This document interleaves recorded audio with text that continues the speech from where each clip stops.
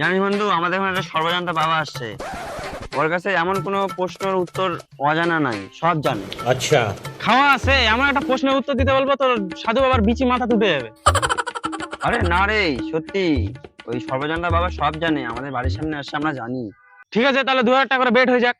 তুই 2000 টাকাটা ফালতু ফালতু আমাকে দিবি তাহলে। চল তাহলে সাধু বাবার কাছেই। তোর এতটাই যখন বিশ্বাস, 2000 টাকা তো বেট লাগাচ্ছি, চ এখনই চ, এখনই দেখা হবে, চ চ চ।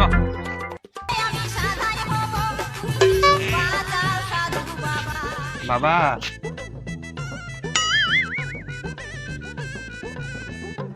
আয়ুষ্মান ভব। বলো বৎস, কি করতে পারি তোমাদের জন্য?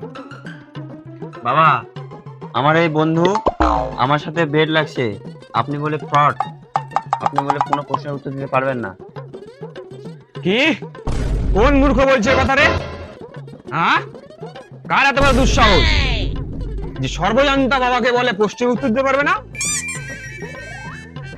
আর এরপর থেকে এই মূর্খর সঙ্গে আর মিশবি না কোনোদিনও।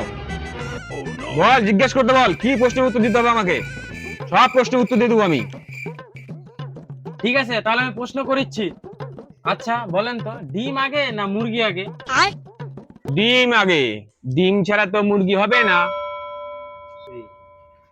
দে, 2000 টাকা দিয়ে দাও। ঠিক আছে, তোকে 2000 টাকা দিয়ে দে।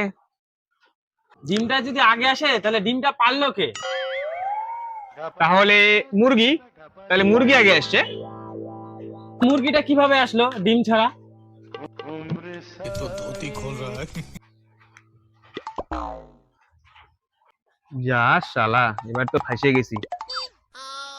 এবার আমি কি উত্তর দিব? মুরগি আগে না ডিম আগে?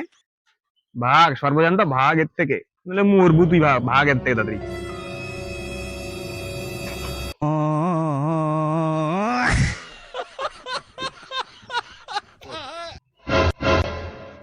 দে, 2000 টাকা দে, 2000 টাকা দে, দে 2000 টাকা দে।